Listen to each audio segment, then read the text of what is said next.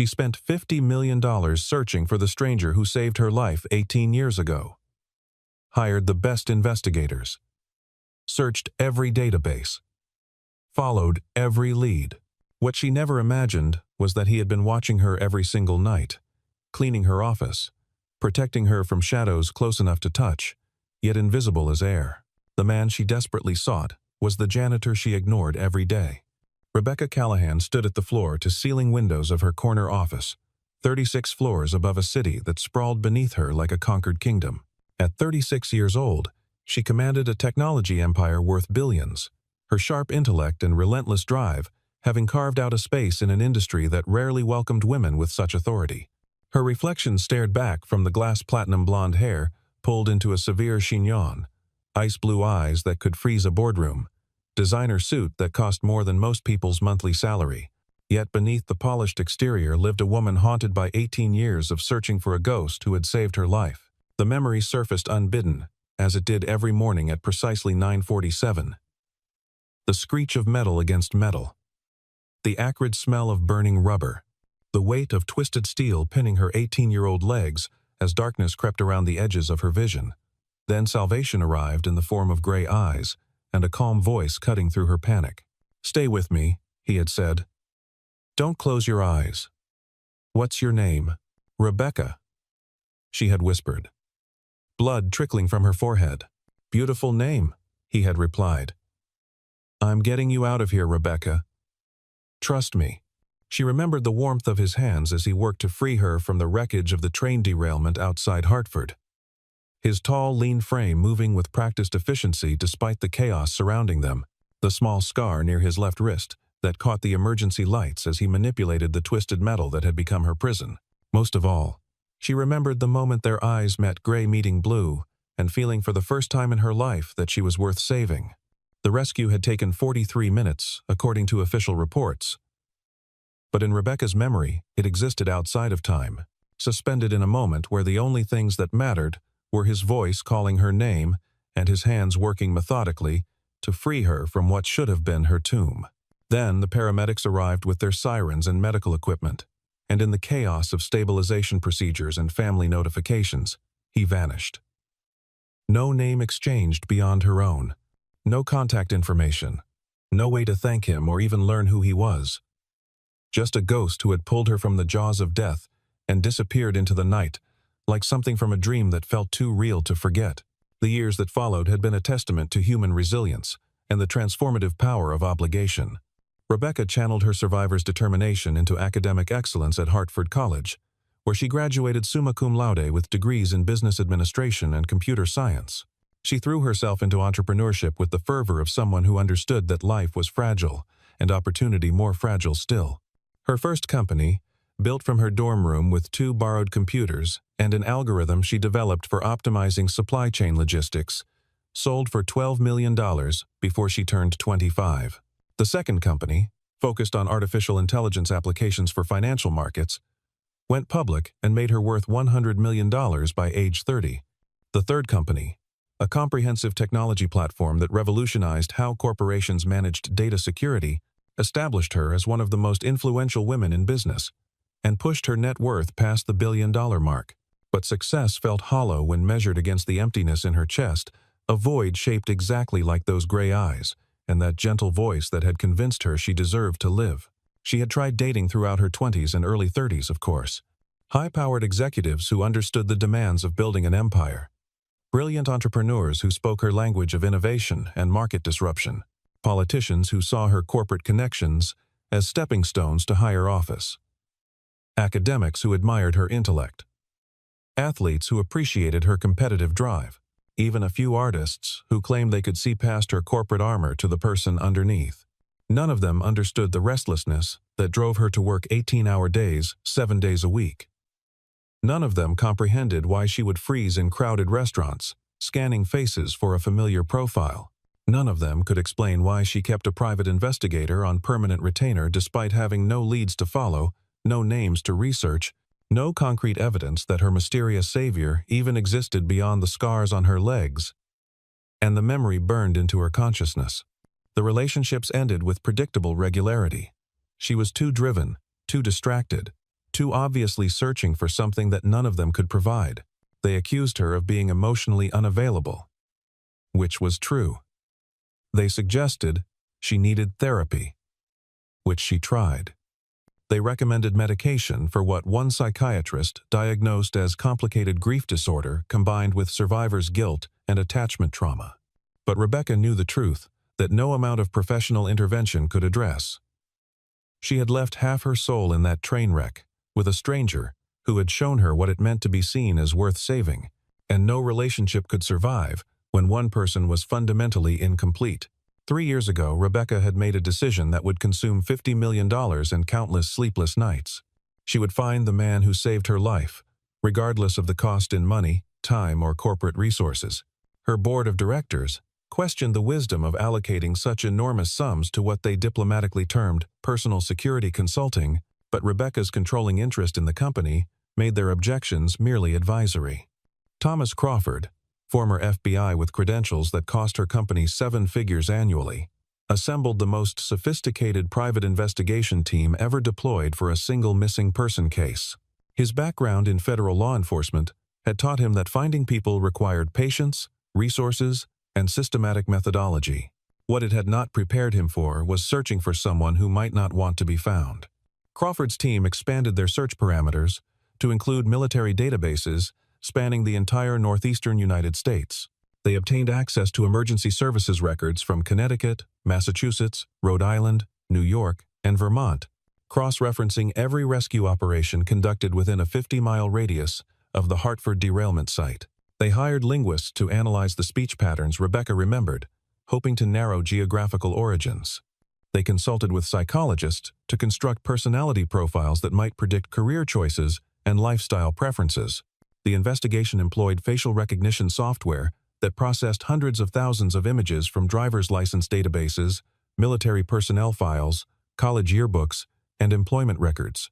They interviewed every documented rescue worker who had been present at the derailment site, showed composite sketches to trauma counselors and emergency room staff, and even consulted with retired train conductors who might remember unusual circumstances from that night.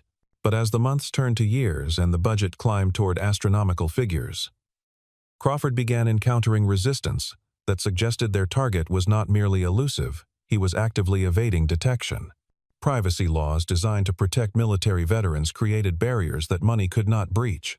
Sealed personnel files, classified mission records, and confidentiality agreements that covered emergency response training exercises formed an impenetrable bureaucratic fortress around certain categories of information.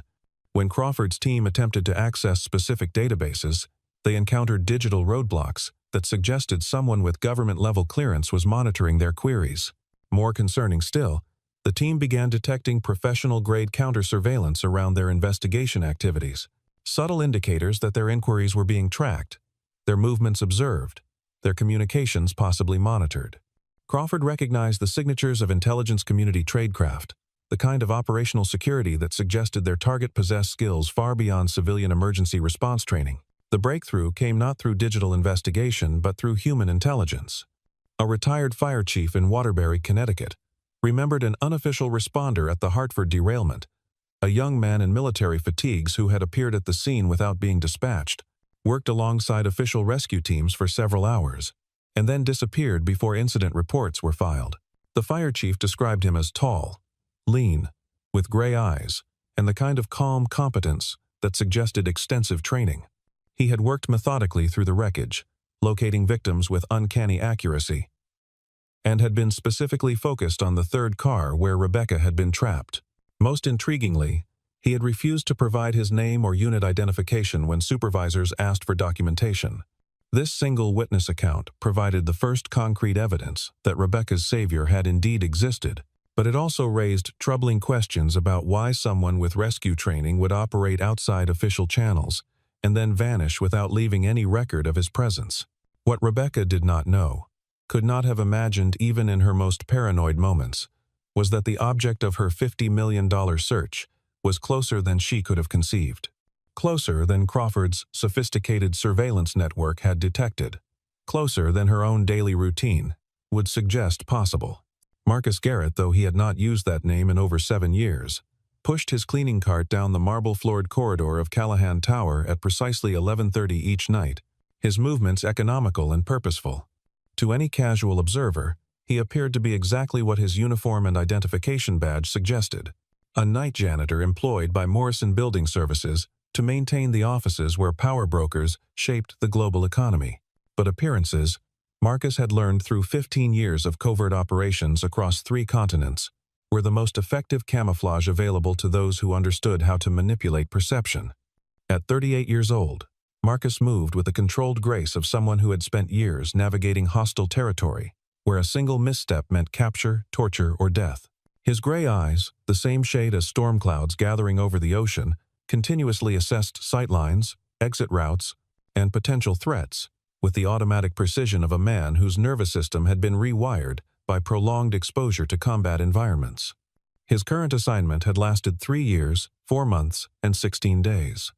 Not the custodial work, which served merely as operational cover, but his real mission, ensuring that Rebecca Callahan remained alive long enough to build the empire that unknowingly employed him as her invisible guardian. The irony was not lost on Marcus, that the woman he protected with professional detachment and tactical precision was the same 18-year-old college student he had pulled from twisted metal during what was supposed to be a routine training exercise with the Connecticut National Guard 18 years earlier.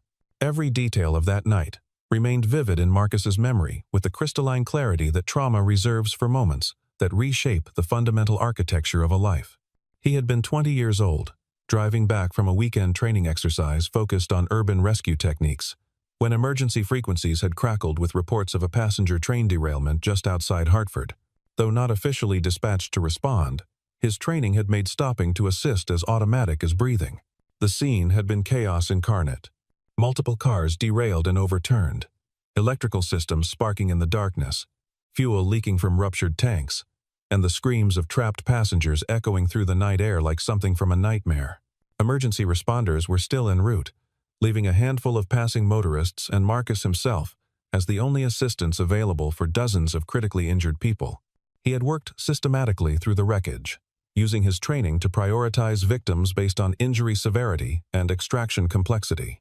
But when he reached the third car, something had changed in the mathematical precision of his rescue operations. The girl trapped beneath twisted steel had looked up at him with blue eyes that held terror, but also trust, and when she whispered her name Rebecca, something fundamental had shifted in his understanding of what it meant to save a life.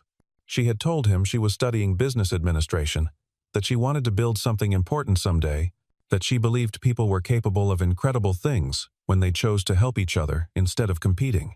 She had made him promise to remember her name, and as he worked to free her legs from the metal that had nearly claimed her life, Marcus had realized he was experiencing something that military training had not prepared him for. The recognition that some people were worth dying to protect. The extraction had taken 43 minutes of careful work, with improvised tools and techniques learned in combat engineering courses. Marcus had talked continuously during the process, keeping Rebecca conscious and calm while he calculated angles and leverage points that would free her without causing additional injury. When the paramedics finally arrived and took over her medical care, Marcus had stepped back into the shadows and watched them load her into an ambulance that would carry her toward whatever future she would build. He had not intended to disappear. His plan had been to check on her recovery, perhaps visit when she was stable enough for visitors, maybe even reveal that he had been the one to pull her from the wreckage. But the federal investigation that followed changed everything.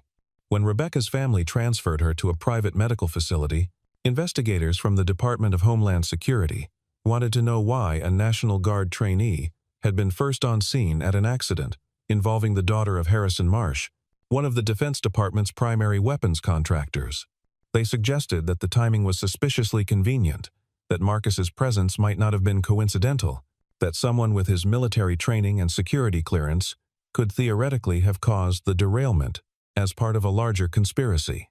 The investigation lasted 8 months and concluded that Marcus was exactly what he appeared to be, a young soldier who had stopped to help, because helping was what soldiers were trained to do. But the experience taught him that good intentions could be misinterpreted by people with suspicious minds and federal authority.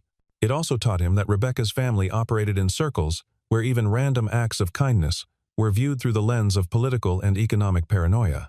So Marcus had enlisted for active duty and spent the next decade proving his loyalty in places where heroism was measurable and bureaucratic second-guessing was irrelevant.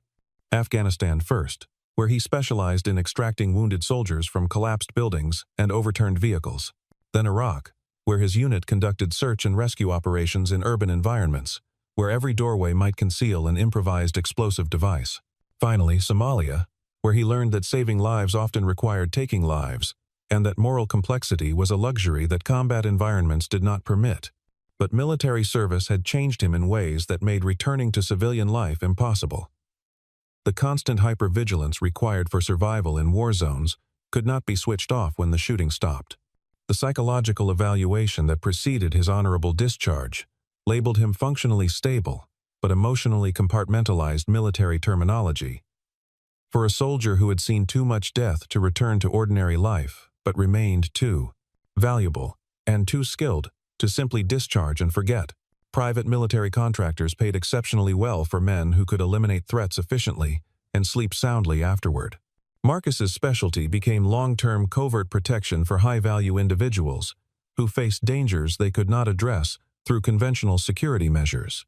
Politicians who had received credible death threats, corporate executives whose business decisions had made them targets for kidnapping or assassination, journalists whose investigations had exposed organized crime networks with long memories and unlimited resources. The work suited his psychological profile perfectly. It required the hypervigilance that had become his default mental state, utilized the tactical skills that 15 years of military service had drilled into his nervous system, and provided the sense of purpose that came from protecting people who genuinely needed protection. Most importantly, it allowed him to save lives without the bureaucratic oversight that had complicated his relationship with official military service.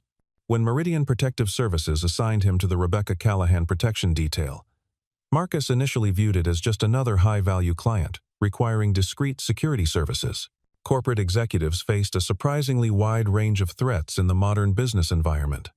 Industrial espionage networks that targeted trade secrets and strategic plans, hostile takeover attempts that sometimes included personal intimidation campaigns designed to pressure key decision-makers, former employees who blamed their unemployment on corporate restructuring and sometimes expressed that blame through violence. But when Marcus reviewed Rebecca's case file and saw her name in the client documentation, he realized that fate had arranged for him to complete what he had started 18 years earlier. The 18-year-old college student who had whispered her name to him in the darkness had grown into a woman who commanded billions of dollars and employed thousands of people, but who also faced dangers that conventional security could not address. Rebecca's board of directors had hired Meridian Protective Services because 3 separate incidents in the previous year had convinced them that their CEO needed protection beyond what corporate security could provide. A former employee terminated for embezzlement had been arrested outside Rebecca's apartment building with a loaded handgun and detailed notes about her daily routines. A corporate espionage network linked to foreign governments had attempted to infiltrate her personal staff with operatives trained in surveillance and data extraction. Most seriously, a hostile takeover attempt by a consortium of international investors had included what intelligence analysts characterized as classic intimidation tactics, anonymous threats, surveillance of family members, and deliberate security breaches designed to demonstrate vulnerability. For 3 years, Marcus had maintained perfect operational invisibility while ensuring that Rebecca's daily routines remained secure, her building protected, and her life shielded from threats she would never know existed. The custodial work provided ideal cover because maintenance staff had access to every area of the building, worked during hours when offices were largely empty, and were essentially invisible to the executives whose spaces they maintained. The closest calls had been subtle but potentially lethal. A maintenance worker with falsified credentials who claimed to be repairing elevator systems, but whose real purpose was installing surveillance equipment linked to the same foreign network that had previously targeted Rebecca's personal staff. An administrative assistant whose background check had somehow missed her connections to organized crime figures who specialized in corporate extortion. A delivery driver whose route patterns and timing suggested coordination with hostile surveillance teams mapping Rebecca's movements and vulnerabilities. Marcus had neutralized each threat quietly, professionally, and permanently. The maintenance worker had suffered what appeared to be a heart attack in the elevator shaft while conducting his illegal installation work. The administrative assistant had resigned suddenly after receiving a job offer from a company that existed only in carefully constructed corporate documentation. The delivery driver had been arrested by federal authorities on charges that would ensure he remained in prison for the remainder of his natural life. But Marcus's most challenging opponent had been Rebecca herself, specifically her determination to locate and identify the man who had saved her life 18 years earlier. Her $50 million search represented a threat to operational security that grew more dangerous with each passing month. Every investigator she hired was a potential security breach who might stumble across classified information about Marcus's current identity and mission. Every database query her team submitted increased the chances that hostile parties would identify her psychological vulnerabilities and develop strategies to exploit them. Every witness interview they conducted created additional opportunities for enemies to learn about her past and present circumstances. Most dangerously, Rebecca's search was attracting attention from organizations that specialized in leveraging personal obsessions against high-value targets. Corporate intelligence networks that traded in executive vulnerabilities had begun monitoring her investigation, recognizing that a CEO who would spend $50 million searching for a stranger represented a perfect target for psychological manipulation. Foreign intelligence services had flagged her search as evidence of exploitable emotional instability. Organized crime syndicates that financed themselves through high-level extortion had identified her obsession as a potential pressure point that could be weaponized against her corporate empire. Marcus's handler at Meridian had been increasingly explicit about the security implications of Rebecca's search. Maintain operational cover, neutralize the investigation, or terminate the assignment through whatever means proved necessary. In the vocabulary of private military contractors, terminate assignment was euphemistic for eliminating the client rather than continuing to protect someone whose behavior threatened the security of ongoing operations. But Marcus found himself unable to view Rebecca as simply another high-value target whose protection had become inconvenient. The 18-year-old girl who had trusted him to save her life had grown into a woman whose determination to find him revealed a loyalty that military command structures rarely inspired. Her willingness to spend unlimited resources searching for someone who had shown her kindness demonstrated exactly the kind of character that had made saving her feel like the most important thing Marcus had ever done. The decision to reveal himself had been tactical rather than emotional, though Marcus admitted privately that the distinction had become increasingly difficult to maintain. Rebecca's search was accelerating toward discoveries that would compromise not only his identity, but the entire protection operation that had kept her alive for 3 years. Better to control the revelation than to let hostile parties use it against both of them. 18 months earlier, Marcus had detected the first signs that Rebecca's investigation was being monitored by parties with government-level surveillance capabilities. Database queries that triggered automatic alerts in intelligence community systems, financial transactions that appeared on watch lists maintained by organizations that tracked suspicious spending patterns, communications intercepts that suggested foreign intelligence services were developing targeting packages based on information gathered from her search activities. The elevator encounter had been carefully orchestrated across several weeks of preparation.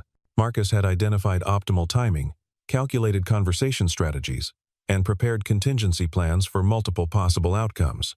When Rebecca stepped into the elevator that Tuesday morning at 7:23, she was unknowingly entering a controlled environment where every word would be measured for its impact on her future safety and his operational security. Their exchange had been brief, but precisely calibrated. Marcus allowed carefully selected details about his background to surface military training, rescue operations, domestic emergency response experience. He watched recognition flicker across Rebecca's face as pieces of an 18-year puzzle began aligning in her consciousness, but he also monitored her reactions for signs that she understood the potential dangers of pursuing her investigation further. When she asked his name, Marcus gave her the identity he had been using for 7 years. Ethan Blake, borrowed from a soldier who had died in Afghanistan when an improvised explosive device destroyed his convoy. The real Ethan Blake's family deserved better than to know what their son had become after surviving wounds that should have been fatal, better than learning that he had spent years in psychiatric facilities before disappearing into the shadow world of private military contracting. But Rebecca's investigation of the name Ethan Blake triggered exactly the response Marcus had anticipated and feared. Crawford's team discovered within hours that Ethan Blake was a fabricated identity, professional-grade false documentation that would fool most government agencies, but could not withstand the kind of intensive scrutiny that $50 million could purchase. When Crawford's investigators attempted to locate Marcus for questioning, they found his apartment cleared out with military precision. No fingerprints, no DNA evidence, no trace materials that could link the space to any specific individual. The revelation that their target had vanished, the moment Rebecca started asking questions about his identity, forced her to confront an uncomfortable truth about the nature of their relationship. The man she had spent $50 million searching for had been playing an intricate game whose rules she did not understand, whose stakes she could not calculate, and whose outcome might determine whether she lived or died. The text message that summoned her to the parking garage came from a phone that intelligence analysts would later determine had been purchased with cash, activated with falsified identity documents, and used for exactly one communication before being destroyed. The message itself was brief but unmistakable. Parking garage. Level B3. Corner space 247. Come alone. We need to talk. Rebecca found him waiting beside a dark sedan with license plates that subsequent investigation would reveal belonged to a vehicle that did not exist in any state or federal database. The man she had known as Ethan Blake looked different in civilian clothes, younger somehow. More approachable, but his posture, and the way his eyes continuously scanned their surroundings, revealed the hypervigilance of someone who had spent years expecting violence to erupt without warning. "Thank you for coming," he said simply. "Thank you for finally giving me the choice," Rebecca replied. Though she understood, even as she spoke, that the choice was largely illusory. She was alone in an underground parking garage with a man who had demonstrated the ability to completely disappear when circumstances required it, whose real identity remained unknown, and whose motivations might include reasons for ensuring her permanent silence. What followed was a conversation that would redefine everything Rebecca thought she knew about the past 18 years of her life.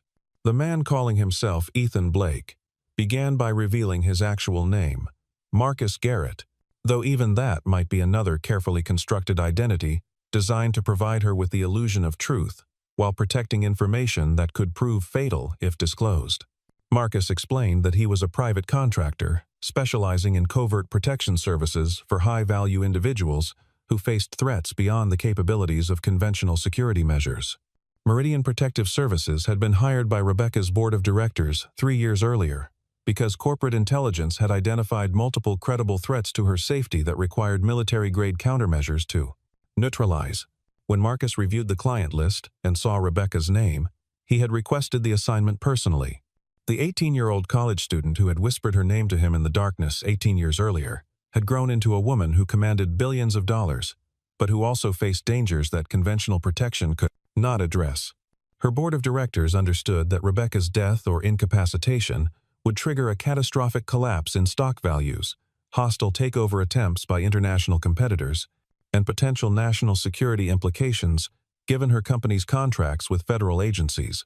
For 3 years, Marcus had protected Rebecca while she unknowingly searched for him, creating a paradox that neither of them had understood until this moment in the parking garage. Her $50 million manhunt had been monitored by hostile parties who specialized in turning personal obsessions into leverage against high-value targets, but it had also been the unwitting catalyst for protection services that had probably saved her life dozens of times. Corporate intelligence networks that traded in executive vulnerabilities had identified Rebecca's search as evidence of psychological instability that could be exploited through targeted manipulation campaigns. Foreign intelligence services had flagged her investigation as an opportunity to develop blackmail materials that could influence American corporate decisions affecting international markets. Organized crime syndicates that financed themselves through high-level extortion had recognized her obsession as a perfect pressure point for threatening her business empire unless specific demands were met. But Marcus revealed something that transformed the entire context of their conversation. His protection of Rebecca over the past 3 years had not been purely professional obligation driven by corporate contracts and financial compensation. The frightened girl who had trusted him to save her life during the darkest moment of her existence had become the most important assignment of his career, not because of payment or professional advancement, but because protecting her felt like completing something that had been left unfinished 18 years earlier. The choice Marcus offered Rebecca was stark and immediate. Disappear together while his former employers and their resources neutralize the threats her search had activated, or return to her normal life while he managed the cleanup process, knowing they would never see each other again. 6 months of complete invisibility. 6 months of living entirely off the grid, while teams of specialists eliminated every person and organization that had flagged her search as an opportunity for exploitation. The price of her obsession with finding him had been higher than the $50 million she had spent. It had put both their lives in immediate danger from parties who viewed personal connections as weaknesses, to be exploited for profit or political advantage. But the revelation had also exposed something that neither Rebecca nor Marcus had expected to discover. The connection that began in twisted metal and darkness 18 years earlier had survived the deception, the lies, and the professional distance he had maintained while protecting her. Standing in the shadows of an underground parking garage, surrounded by concrete and steel that reminded them both of where their story had begun, they recognized that what existed between them transcended the categories of gratitude, obligation, or even love as conventionally understood. Marcus was offering Rebecca the same choice he had given her 18 years earlier. Trust him completely with her life, or face the consequences of her decisions alone. The difference was that this time, she understood exactly what she was choosing, and why the choice mattered more than anything else she had ever decided. Rebecca powered down her phone deliberately, the gesture symbolic of disconnecting from the digital infrastructure that had defined her existence for decades. Her assistant Margaret would assume she was in back-to-back meetings. Her board of directors would assume she was traveling for acquisition negotiations. The corporate empire she had built was sufficiently automated and systematized to function without her direct oversight for perhaps 72 hours before anyone started asking serious questions about her whereabouts. Marcus had prepared a safe house in rural Vermont, completely isolated from internet connectivity, cellular service, and any form of digital communication that could be monitored or traced. 6 months of honest conversation about who they actually were, when stripped of professional obligations, corporate responsibilities, and the mythology that had shaped their understanding of their relationship for 18 years. As they drove north through the night toward an uncertain future, Rebecca experienced something she had not felt since she was 18 years old. The sensation of being exactly where she needed to be, not because of what she owned or controlled or had achieved, but because of who she chose to trust with the truth about herself. The man beside her was not the heroic savior of her imagination. Marcus Garrett was someone who had spent 15 years in places where violence was the primary method of resolving conflicts, working for organizations that paid enormous sums for results without asking uncomfortable questions about methodology.